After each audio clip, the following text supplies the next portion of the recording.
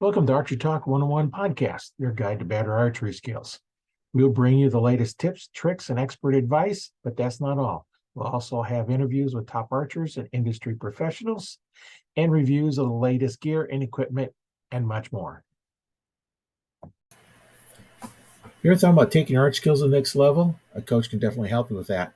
I've been teaching archery for over 25 years.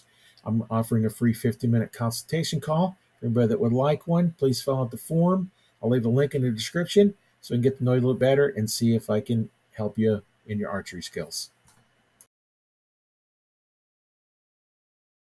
Today we're going to talk with an archer that likes to hunt the Coues Deer, and we're going to talk to him a little bit about what's going on with that. Hi, my name is Rory Canterbury. I'm going to be your host today on Archery Talk 101. Welcome to the show. JJ, tell us a little bit about yourself, introduce yourself, and tell us a bit about your archery journey. Okay, my name's JJ Salinas. Just turned 33 a couple days ago. I'm originally from New Mexico, a small town of about 3,500 people. So I grew up what we call the boonies, out in the desert, and currently I'm living in Tucson, and it's been about 5 years this month. And the way I got into archery, when I turned 18, they actually bought me a used Hoyt Havoc Tech for my birthday. And they bought it for me in January, and I actually didn't shoot it till I think it was the summer of that same year, because I didn't know how to adjust the poundage on it. I didn't know really anything about it. I couldn't pull the bow back, so it just kind of sat there collecting dust. And I had one of my friends come and adjust it for me, and after that, I fell in love with it, and been doing it ever since. So it's been a fun journey. I've had a lot of opportunities to hunt in different places, hunt with different people, hunt different animals. So it's been fun. It's opened up a lot of doors for me, and it's probably the best birthday present I've ever received was a used bow off of eBay for my 18th birthday. So Yeah, that's a good present, and unfortunately you couldn't use it for a little while, but hey, right. you finally started and just kind of taken off with it. I know you just got back from a hunting Coues Deer, and you posted a picture in Messenger on your deer that you got. Tell us about the difference between hunting a Coues Deer and like your whitetail or muleys. So a Coues Deer, I take the approach of hunting like you'd hunt an eastern whitetail. In the area that I hunt, mainly for archery, it's in southeastern Arizona. There's a lot of pines, a lot of juniper trees. So you basically take the approach like you would in the Midwest, back east. Hunt a lot of trails, set up blinds. You can hunt out of a tree stand in certain spots of the mountain range that I hunt. But we mainly focus on trails, and during the rut, you can grunt them in, you can rattle them in, you can use a bleat can. So I basically take the approach like I would if I'm hunting Illinois, which I've hunted quite a bit. Any of those Midwestern states, because it's a Coues Deer is the cousin to a whitetail, so you just kind of take the same approach. And the only difference, one of the biggest differences, is they're super hard to find through your glass. I mean, that's kind of our best friend out here out west is if you're rifle hunting them or you're trying to do a spot and stock, which we've done. Glassing them up is one of the most difficult things that you have to try to learn, because they blend in so well with the landscape.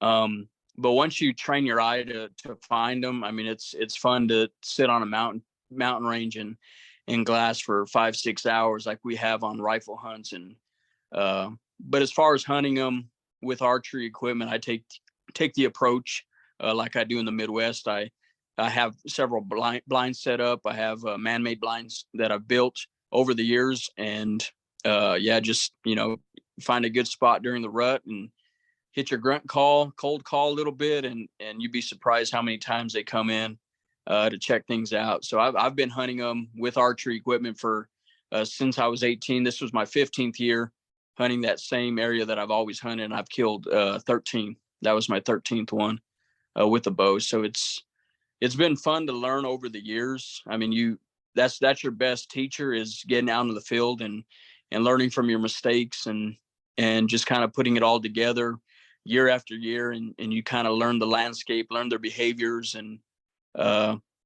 makes for you to become pretty successful.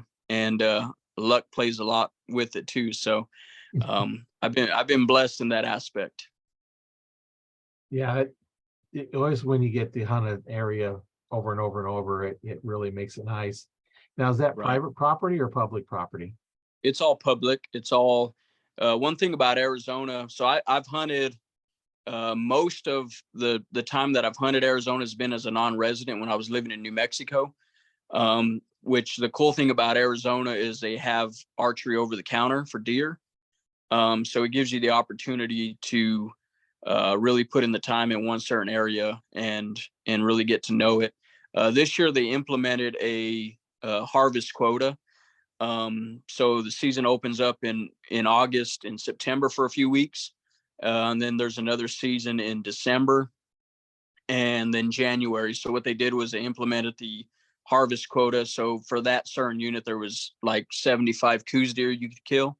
And once that quota was met, then the unit was closed. So it was kind of iffy watching it, as you know, the deer were getting killed. So I was glued to my phone almost every day during the season to make sure it was still open. But luckily it survived till the end of the month. So it was fun to be able to get to hunt for 7-8 days in January, which is my favorite time of year to hunt them. Especially down south, it's a little bit cooler, and Right. Up here in January and December, it can get really, really cold. Yeah. Now, how's that when you're hunting in, like the October, September down there in Arizona? Isn't it still pretty hot?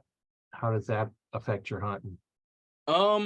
So August, September, when you're hunting them, it's a little warm. You'll get days, down there where I hunt at high 80s, sometimes low 90s. But for the most part, you're looking at an average of 75 to 80 degrees. And I have one of my friends who's a taxidermist, and he's hunted that area for years. And I've seen him in January, and his all-time favorite time to hunt them is August and September, because they're still bachelored up together. They're still on their summer feeding patterns. So they're a lot easy to set up and ambush them. But as even October, it's still a little warm. But once that cool air starts coming, it's getting close to the rut, and they usually rut mid-January, a little bit of pre-rut or late December, early January.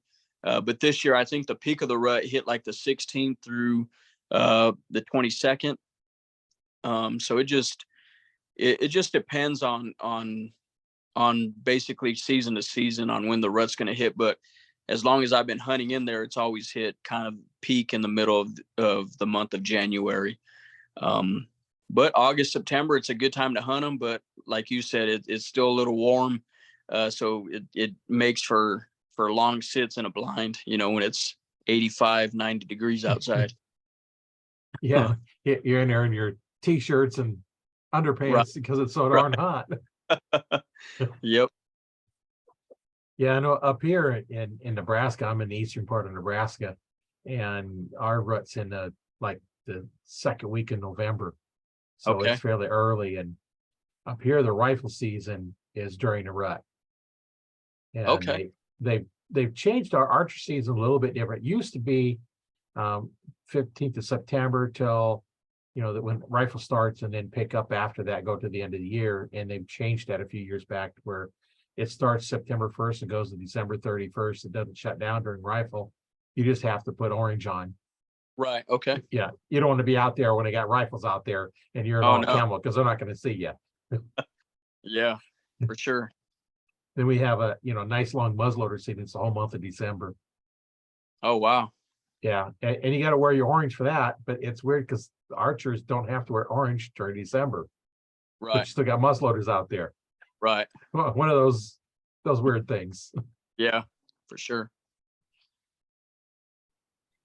So what's the difference in taste between like the Coues and the whitetail?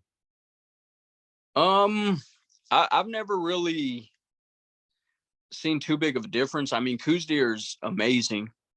I mean, they're such small animals that usually the meat's really tender.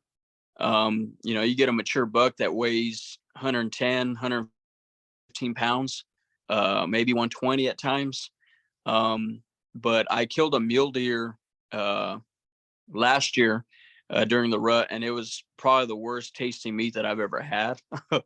But so, I mean, as far as Midwest, Eastern whitetails to Coues Deer, you can't really tell the difference.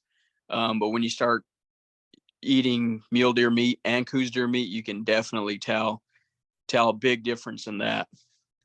Yeah, I know that a lot of the whitetails around here, corn, soybeans, Right. alfalfa, that's Right. their diet, because Oh yeah. pretty much all the farm crops are one of those three. And Right. they eat a lot of that. And then, some nuts when they have, your different kind of nut trees around, they'll eat some of Right. those. And then the mule deer here is out more further west, and they're more roaming, eating sagebrush and stuff like that. So, Yeah. Yeah. they aren't quite as good at tasting, but Right. hey, it's all good. We have some pretty big sized deer up here. Our fawns are, and the 75 to 80-pound ones, which your fawn's going to be, and adults run, 150, 125, Right. 150, 180. I've seen some get them, 200-pound deer, Wow. and that's some big deer. Oh, that's a big deer. Yeah. Yeah, I Yep. know down in Texas they have, big racks on them, but they're small bodies. Right. Yeah. That's why they look like they're so big, because a little bitty Yeah. body, and the same size rack on a whitetail up here ain't gonna look as big. Oh yeah, for sure. Yeah. Yep. So, do you do any 3D shooting or any target shooting, or just hunt?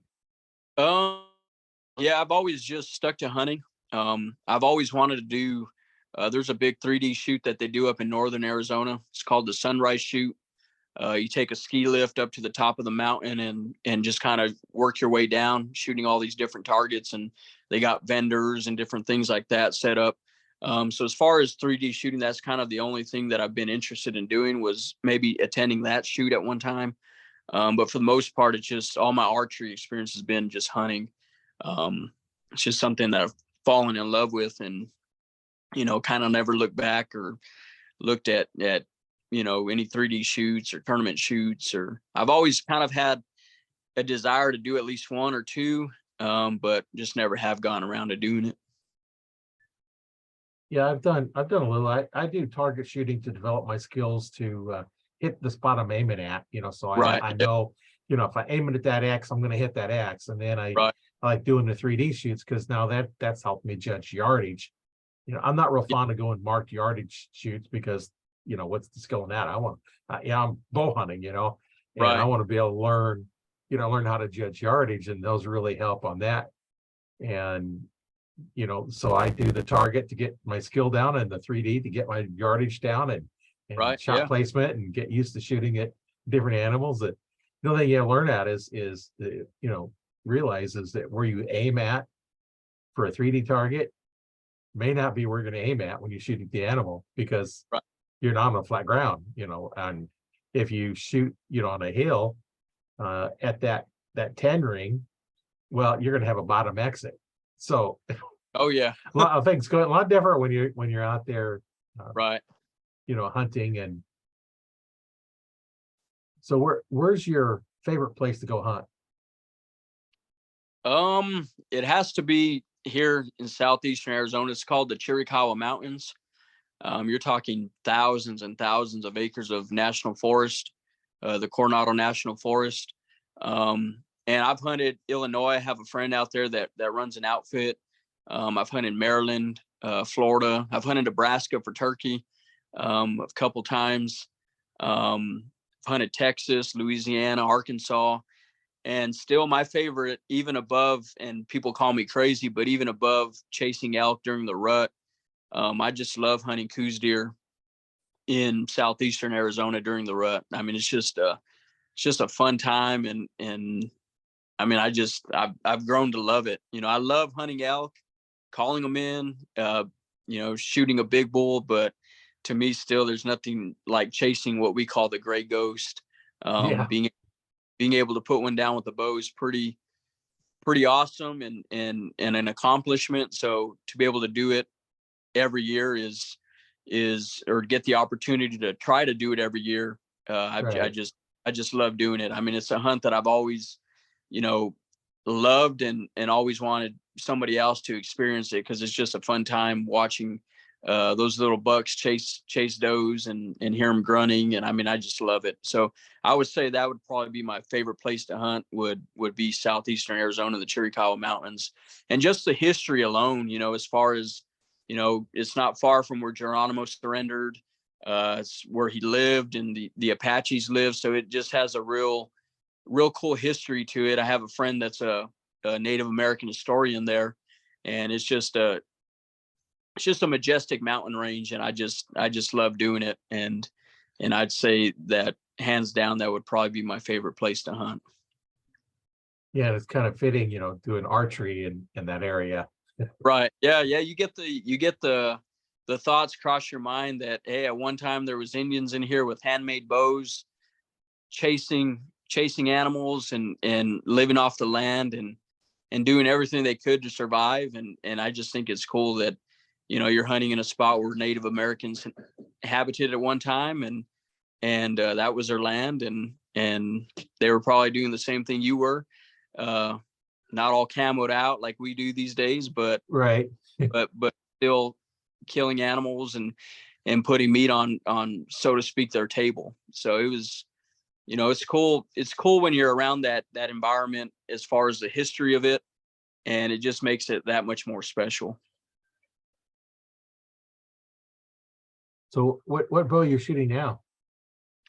So I shoot it's the Coues Thrive. I shot PSC for a while. I was on their field staff for quite a number of years. So this hunt I've used, it's a Coues Thrive. But I'm probably going to go next year to Bowtech, and probably stick with them. But I've shot mainly PSC most of my hunting career. And I love their bows. They're based out of Tucson, so it makes it cool. I visited their factory a time or two. I had a friend that was the marketing manager for them for 20 some years. So it was nice that you were hunting with a bow that was made right here where you live. But this year I used Coues and I liked it and shot good. Yeah, I spent a week down in at the PSC factory going through their Okay. training. Yeah. I was a PSC dealer for several years. Okay. That's awesome. Yeah. So Yeah. I know their bows back, you know, 20 some years ago, their Right. bows. Yeah. And that's still my hunting bow is a 2001 PSC Carrera. Okay. And my other bow is like a 2003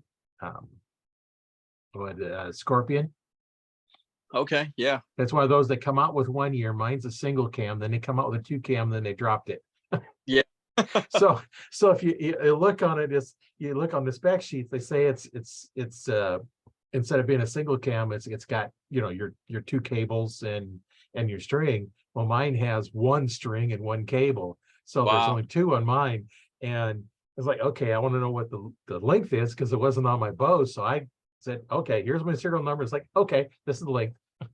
Because the spec sheet I had didn't have that on it, and what was Right. online sold Yeah. the one they had for the next year, not this one, because 1 year this one was out. And That was it. yeah, that's the one I use when I'm not hunting, you know, because I Okay. have it set up, because I shoot Muzzy broadheads. Okay. I've been shooting Muzzy broadheads since my first broadhead, Wow. and I just haven't switched. And one of the things with the Muzzies is they don't exactly fly like a field tip. Yeah. So my hunting bow, I have it set to shoot the broadheads. And Okay. Makes when I sense. shoot a field tip out of, or just kind of warm up practicing, they don't hit where I'm aiming, but I don't care because I know the broadheads do. Right. Yep. And then the other one is set up just for shooting, you know, field tips, whether I'm shooting 3Ds or or target or whatever. And I shoot target at my 70 pounds and I shoot my hunting weight. That's what I shoot. Right. For me, I found I've locked into my form better with the 70 pounds. I go down to 60. It's harder for me to lock into my form because it's like almost like not enough force on it, and it's just Right. too much let off for me. And for me, I just shoot better that way. And Yeah, absolutely. so I see you got Grim Reaper on. Is that the broadheads you use? Yeah. Yeah. I've been on their pro staff for about 6 years. The first broadhead I ever shot on my first hunt was a Rage. And after that, I ended up going to, got introduced to Grim Reapers, and I started shooting those, and I've shot those for 14 years. And I got on their staff, and to this day, I still shoot the Grim Reapers, and I really like them. I've killed mule deer, elk, Coues deer, antelope, all with Grim Reaper. What is the weight that you're shooting? So I shoot No. 65 pounds. 65. Right. Yeah. Yeah. I used to shoot 70, and like 3 years ago, I had I don't know if it was a tear in my rotator cuff, but it would hurt after I'd shoot, 10, 15 arrows. And then actually last year, or excuse me, the year before, I bumped it up to 70 pounds, and I was able to shoot bat like I usually would when I would shoot 70 pounds. And then I ended up just dropping it to 65, kind of in the middle of 60 and 70 Right. and 70, and just kind of kept it there because I could shoot, all day long if I wanted to, and not start hurting or anything like that. So I found 65 pounds for me is a good weight. Yeah, and each person is a little bit different, what they're going to shoot. If you're having problems, and I know a lot of people will start having problems with their shoulders. I actually did one of the podcasts on it, shoulder injuries and how to recover from them. Because Right. as you're up there, and then a lot of people straighten that arm out, and the shoulder raises up, and then Yeah. they have shoulder problems. You got to remember to drop that shoulder down, and that's the thing. As I'm teaching, I started teaching archery in '95, and Oh, wow. I've helped a lot of people, and it's one thing I'm looking at. It's like, okay, drop that shoulder down. Yeah. You want to keep shooting, keep that shoulder down, and that's one of those things that you look for. And I teach back tension release. Once I learned that, the first time I heard about it, I like how you know what you're going to hit if you're not pulling the trigger. And then once I learned, it's like, oh, I'm hitting it because I'm not pulling the trigger. Right. Yeah. And it's amazing how much different it is. And being in martial arts for over 20 years, while I was doing that and learning that, I was doing martial arts, so I kind of have a little bit different, because in martial arts, when we're going to break a board, we need to make sure it goes straight to the target, and I kind of do that a little bit different in the way I do my technique, what works for me. Right. But may not work for everybody. But I start off teaching like I do it. If it don't work, we change it. Right. Yeah. And one of the things that I do offer in the Arch Talk 101 Facebook group, for those that get to listen to the podcast or see it on YouTube, and for those of you in the group as well, if you want to upload a video of you shooting and say, give me pointers, Right. or how's my form, or what's going on, and somebody give you some opinions. And we've got people in the group that have been shooting for 70 years. Wow. I've been shooting for probably 60 years. Wow. Yeah.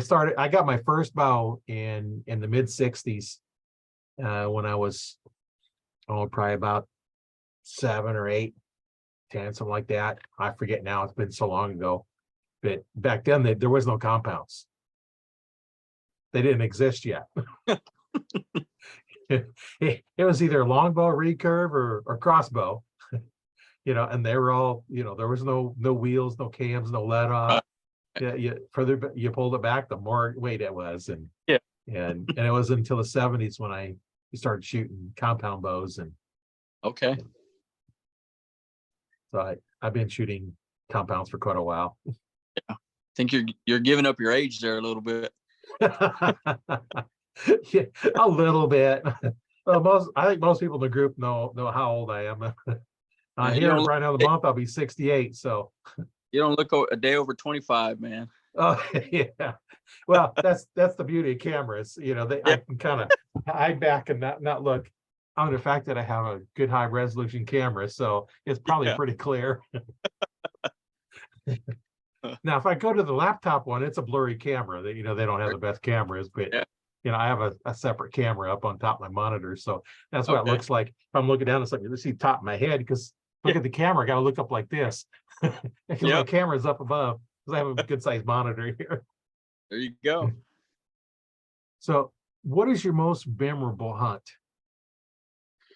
Man, it'd probably be the bull that I shot in New Mexico. 2015, I got drawn in the Gila National Forest of New Mexico, which is kind of the big bull unit. And it's kind of a real sought out place to hunt in New Mexico for elk. And it was me and my dad. My mom had packed my dad in our travel trailer for almost 2 weeks worth of food. And, we were planning to be there for a while. I think it was like a 9-day hunt or something like that. So my brother had a football game on a Friday night. Opening day was Saturday morning. We stayed for the football game, drove 4 hours, 5 hours up to where we were camped at, got in like at 4 a.m. I remember setting my alarm. It didn't go off. I woke up, the sun was out, and, me and my dad jumped in our Polaris Ranger and we went and hiked up to the top of this mountain. And as soon as we got up there, he was shedding off some of his layers that he had on because it was a pretty rough hike. And I remember just letting off a cow call. Bull responded and we started going towards him. I'd cow call every 50, 60 yards as we were walking towards him because my dad at the time didn't know how to cow call. So we just I kept cow calling, moving forward, cow calling, and then finally I seen him and shot him at 65 yards.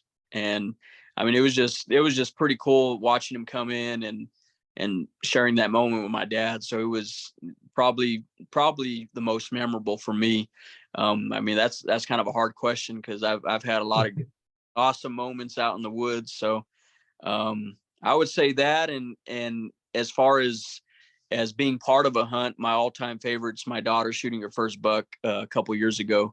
After she shot him, she was crying and she was excited, and it was just a cool moment to see my daughter take her first deer. So that's at the very top. But for me personally, as far as me hunting, it'd be when I kill my bull in New Mexico with my dad. Now, it's your daughter. Did she use a bow or did she use a gun? Used a rifle. Yeah. Rifle. Yep. Yeah. It was it's kind of nice starting out that way when you have small kids. How old was she? She was at that time. She was 12. Yep, 12 years old. Yeah. So it was cool. It was an awesome moment for sure. Yeah, that's what's nice about the crossbows is you get them in archery, and it's a lot easier. They don't have to worry about drawing the weight because it's a whole lot easier. Right. Yeah. Yep. Yeah, I remember one time when my oldest son, we was out and these deer were coming by and he wanted to stalk up to them. So I'm sitting back here, I can't really guide him because he's just new at this. Right. And he got up there and he's sitting there and they come around a tree, an evergreen tree is hidden. He didn't realize he needed to draw. So he stepped out and he couldn't draw because they were out there looking at him. And Yeah. that was cool to be there when he did that. I couldn't Right. see him because I had to stay back because I didn't want two of us walking in there. Right. Because two people, twice the noise. Right. Yeah, you always have some memorable hunts. I know the one that I remember is it was wintertime And up here, when the sun starts coming up, you're going to start getting frost forming. It was one of those days when the frost was forming on everything. And I'm watching the frost as my bow's hanging up. I'm watching the frost form on my bow and all the tree branches. And then the sun starts shining through there and reflecting off all the branches. And that Yeah. was cool. I took a picture with whatever camera I had at the time, but of course those pictures are long gone. That's been years. But I have the picture up here in my mind. Hey, that's all that matters, man. That's Yeah, what memories are for. You keep them in your own personal album in your mind. right. And then to drive home, there was a bunch of evergreen trees alongside the road, and they were all frosted. Like you Wow. see trees for Christmas time, always frost them. And Right. Yeah. now those trees aren't even there. There are houses there instead now. But Wow. Yeah, that's awesome. so what was your most challenging hunt? For sure, hands down would be antelope with the bow. I've been fortunate enough to kill 2. But I mean, you're hunting in flat country, hardly any cover. The first antelope I shot him I think it was the last day or second to last day. I shot him at 100 yards.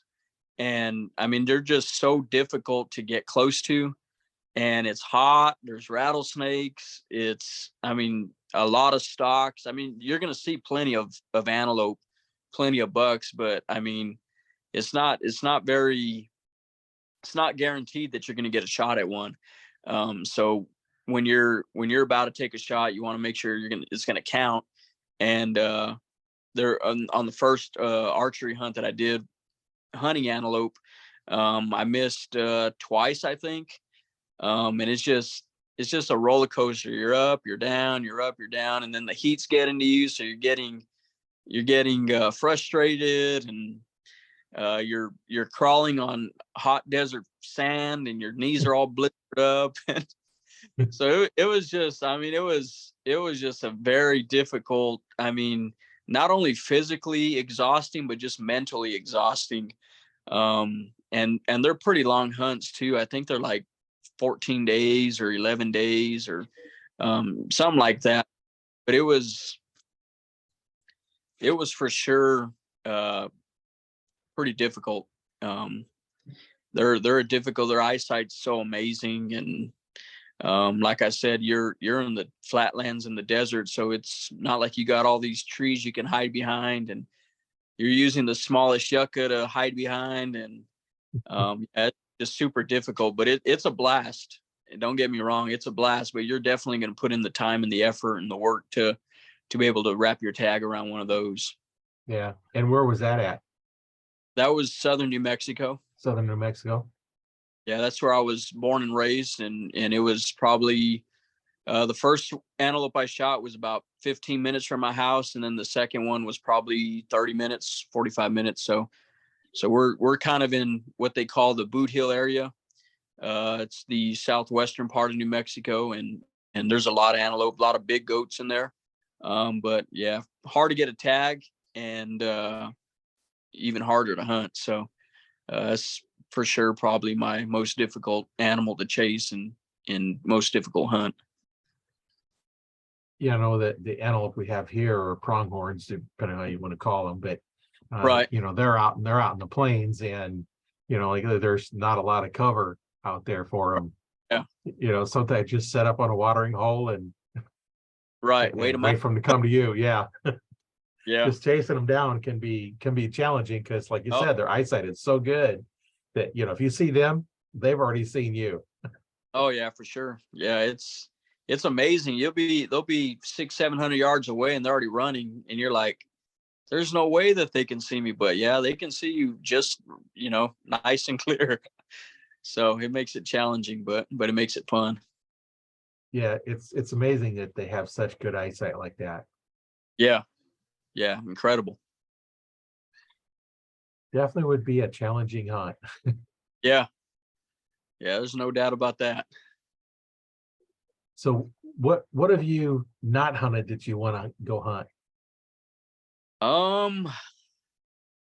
I'd like to kill a mountain lion. We got tons of them here, and once a snow hits, you got all the lion hunters out there with their dogs and stuff like that, and I've been invited to go, but I just never have gone around to doing it. But I would love to go on a mountain lion hunt in the snow and shoot one out of a tree, or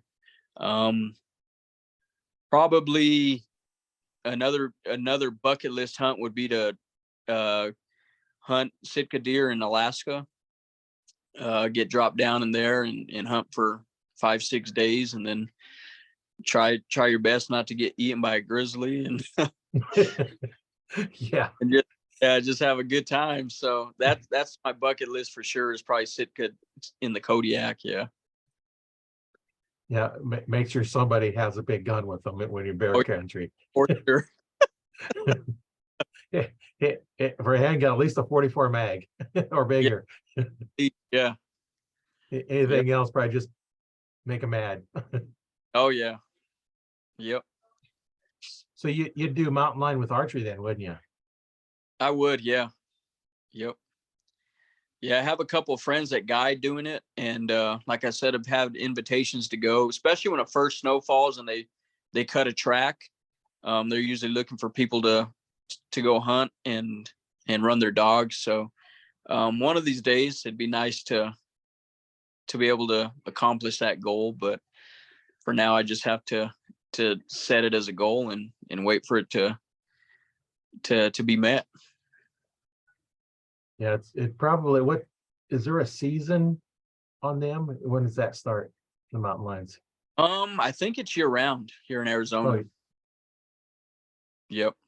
but much better once you get snow so you can see tracks. Yeah, once you get snow, that's when a lot of guys will go cruise a lot of the back roads and look for track. And once they cut it, they'll let their hounds loose if they have a hunter and try to tree that tom or whatever it is. And then what do they eat them then, or what do they do? They just take the pelt, or? I think a lot of guys do eat them, and a lot of guys mainly do it, to get a nice full body mount. But yeah, they do eat them. I had one guy actually tell me on the Coues Deer hunt that he had mountain lion, and it was probably some of the best meat he's had. So I'm like, yeah, I've never had it, so I'll just take your word for it. But yeah, it all depends on how it's fixed. I know I've had people say, they don't like venison, and then here, try this. Like, oh, that's good. Well, right. What's the difference? Well, yes. One, it's how it's prepared once you kill it.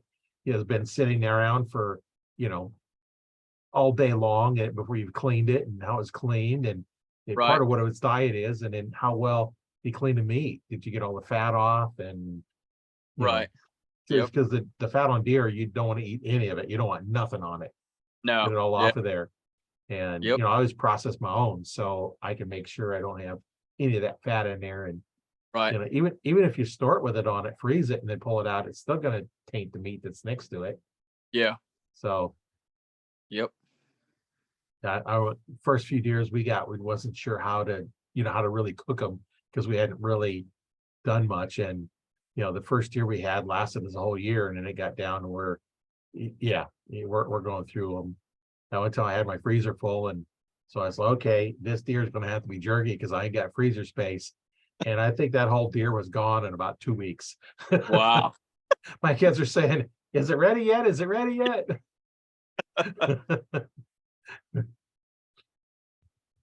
Yeah, so, get in pretty quick whenever turkey.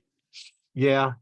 I know one of the best cuts of meat I had off the whitetail was, I threw it on the grill, the tenders, and put them on the grill, and those get thicker and they get thin, taper down. And so I'm waiting, I'm watching the tips, working it, cut it off, eat it, working it, cut them off, and eat it. As it's cooking more in the center, I'm eating it as we're going right off the grill. So good that way. Oh yeah. So how much turkey hunting do you do? Have you try to do the Grand Slam or anything, or? I never have. No, I never had an interest, I wouldn't say I didn't have an interest, but I never really took turkey hunting too serious. I never really got into it like I did deer and other animals like that. But I started turkey hunting, uh, been 2014, 15. And to me, it was just going out and basically just taking a few days off and just enjoying the nature. And then one of my friends took me to Nebraska, back in 2018, and we went up there and I fell in love with it. And I went the year after that, I went back to Nebraska. And this year I drew a tag for Arizona for this spring. So we'll see what happens with that. So that's kind of the extent of my turkey hunting. But Nebraska was awesome, man. There was a lot of birds there. Whereabouts in Nebraska did you go? Um, I want to say I remember the town. I don't know if it was Broken Bow or, Right. Yeah. yeah, right in that area. Yeah.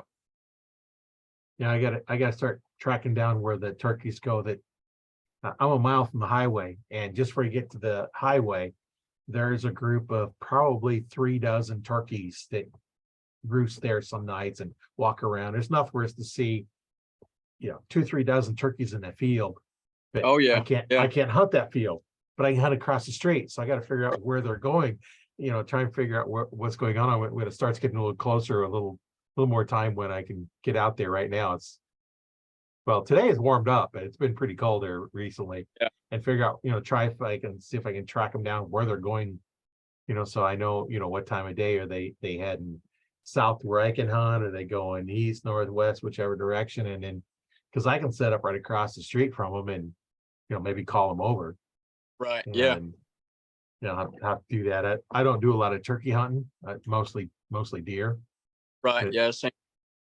I got such a big flock. I got to try and hunt them this next year. There you go. A good Gotta excuse. get out there and do some. Yep.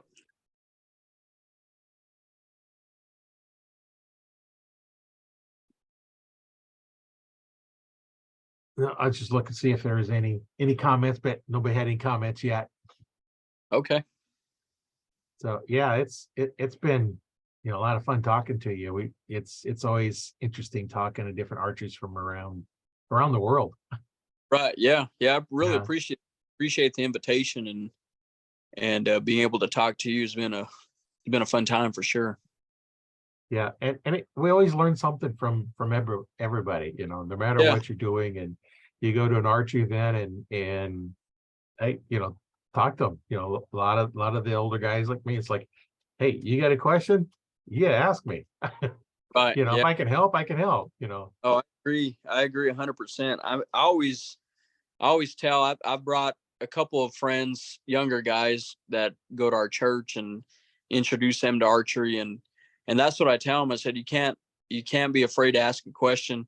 I ask questions all the time, to some of my friends that I know have been hunting longer than I have. Cause you can't let your ego get in the way and think you know everything. Right. I learn something new every time I go out. So that's what I told them. Always have an open mind, and never think you know everything, because you don't. And No. you're constantly keep learning. And I said the biggest teacher is all the mistakes you make out in the field. And for me, that was my number one teacher, was all the mistakes I made.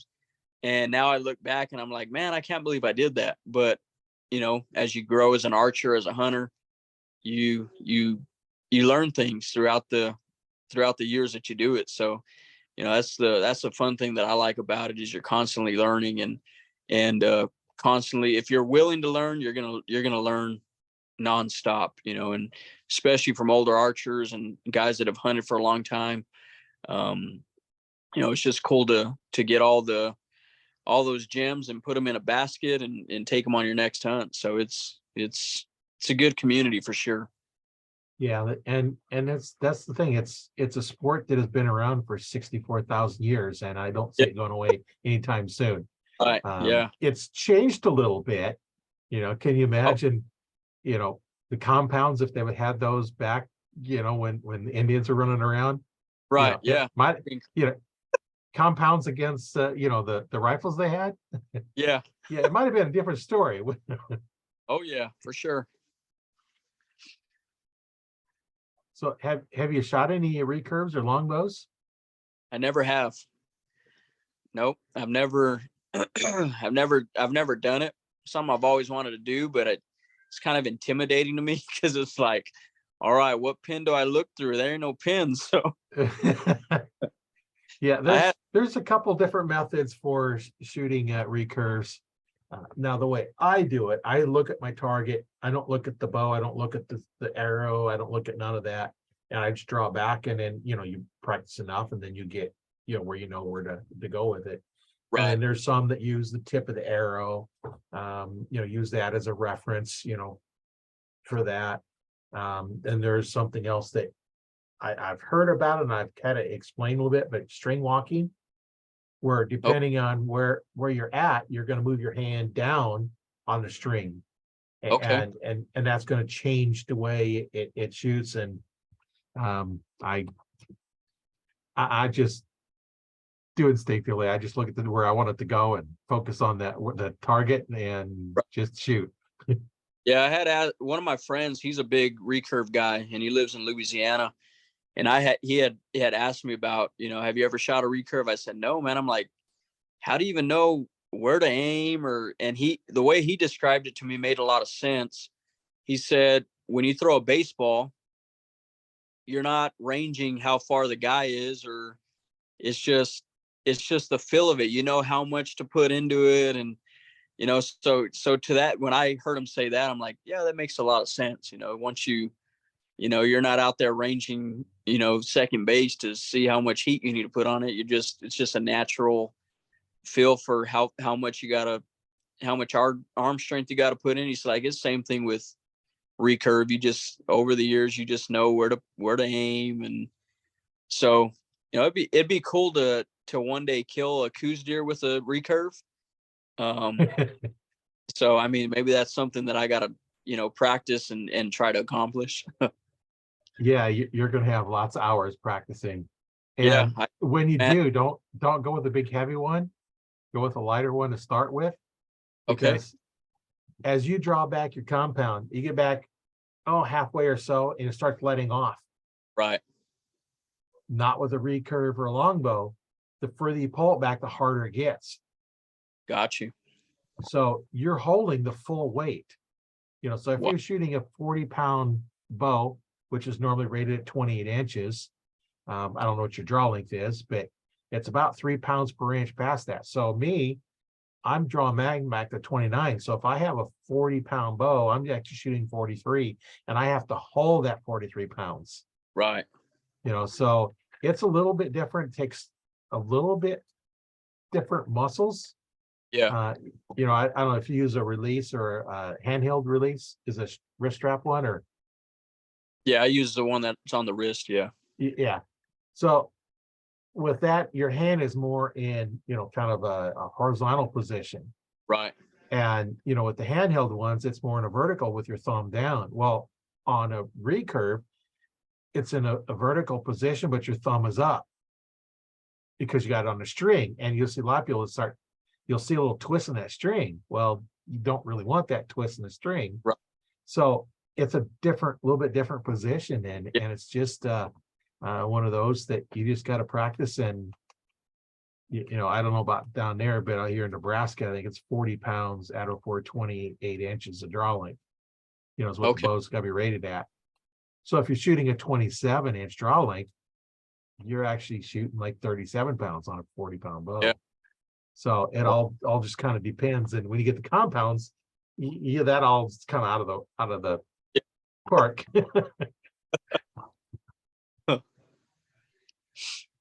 So yeah, that would be a lot of fun to take one with the more primitive type of weapon. And hey, it's archery. That's right. Yeah, I say it on a lot of my podcasts, and I actually had a post one time. Archery is a stick with a string playing another stick, and I posted to prove me wrong. That's archery. Whether it's longbow, recurve, compound, crossbow. Yep. And then they have, crossbows that just have just recurve limbs, and they have the new crossbows are just so narrow; they're not very wide at all. Yeah. And they're just almost weird looking. Yeah, yeah, they're super small. Yeah, Which is nice. You get like the Excalibur, which has recurve limbs on it. It's just so wide. right, There's just so much to get in the way. Or that one's it's more like the white, not much wider than regular rifle. right. A little more dangerous if you don't know where to put your fingers, but Yeah, for sure. that's what when I was worked at the archery store and when I had my store, I didn't really sell any crossbows, because it wasn't very popular then, but when I worked at Bass Pro and Cabela's, they had crossbows, and I always made sure I told everybody anything you put above the rail will get removed. Yep, Put your finger up there, it's going to take it off. yep. And a lot of the new crossbows now, where you grip it is so far down, you can't even force a finger up there. It's just, kind of help on that. But some of the older ones, you can go up there and put that hand up there if you wanted, but you're not going to Yeah, like the results. Yeah, just all safety things, yeah, for sure. you just gotta, be a little bit careful with what you're doing and realize that, you stored a lot of energy in there, and it's going to go somewhere. Right. That's why dry firing your bow is such normally it's a bad situation. Yeah, If you're lucky, it's just kind of a stomach turning sound, because you yeah, dry fire across a compound.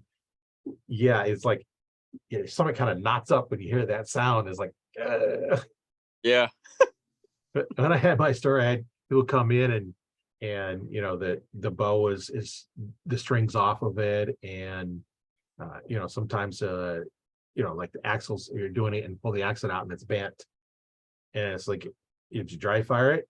No, I didn't dry fire it.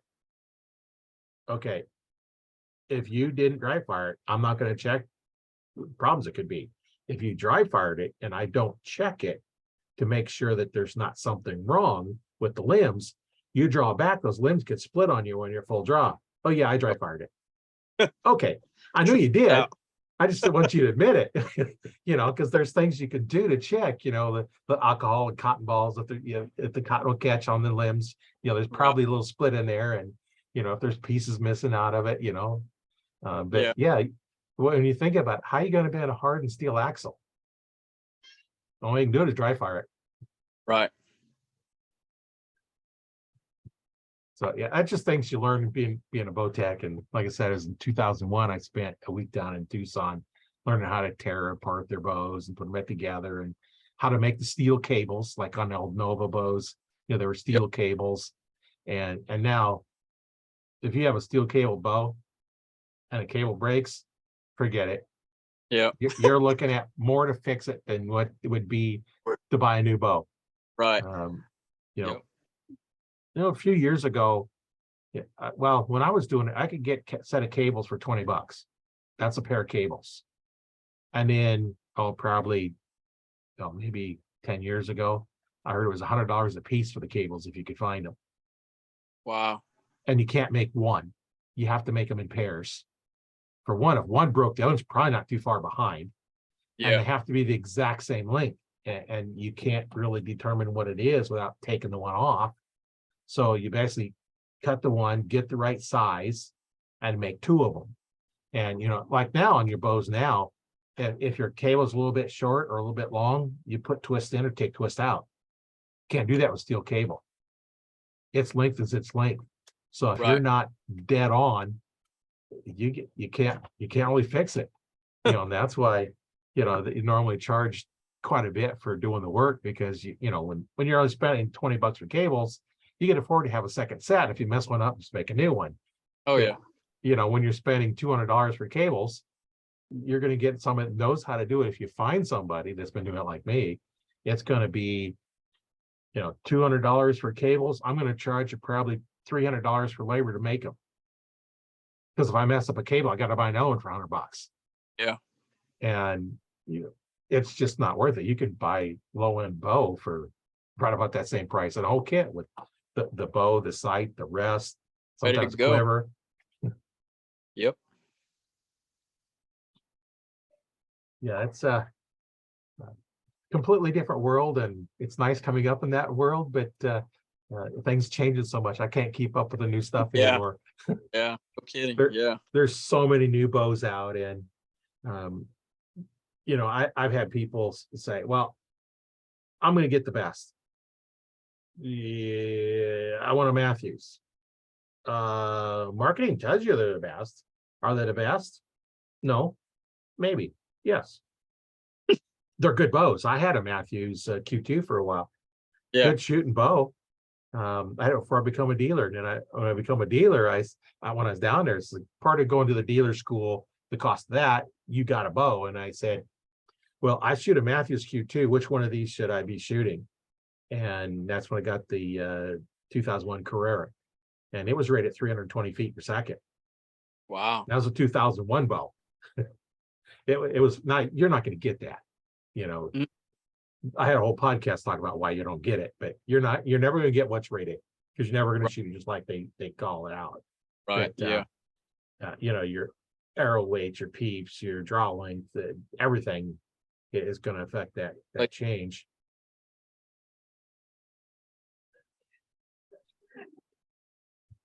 So yeah, it's been a lot of fun talking to you. Any parting thoughts before we head out?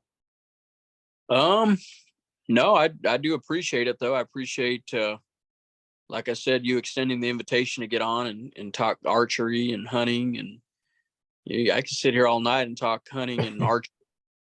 But yeah, it's awesome to talk to you and be a part of it. And I just, for any new archer that would listen in, going with an open mind and take all the knowledge in you can, and always remember that there's not a limit to your learning.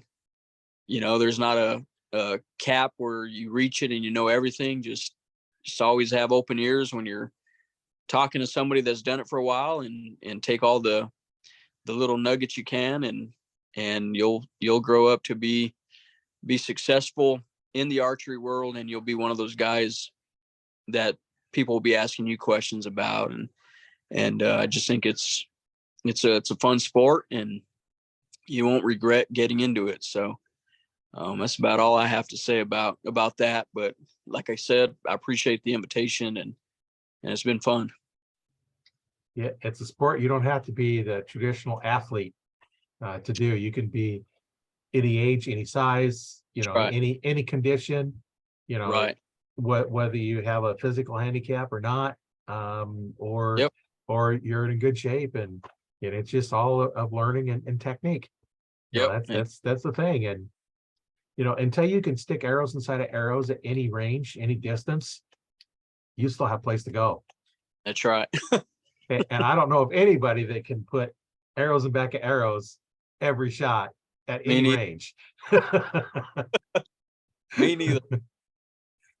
I've done it a few times, but sometimes it's more of an accident. But Right. I am, Yeah. I am Yep. aiming right at the back of the arrow, and there are times when it still goes in, and it's one of those trophies you don't want to get too often, and that's why I shoot single spots most of the time now. Right. I don't want to be wrecking arrows. They're expensive. Yep. Yes, sir. Well, thanks for being on the show. I really appreciate it. I've enjoyed talking with you, and I know our listeners, they'll enjoy it as well, because always good conversation. So, Absolutely. yeah, my name is Roy Canterbury, and I've been your host today with Arch Talk 101 with our special guest JJ Salinas, and we'll see you on the next one.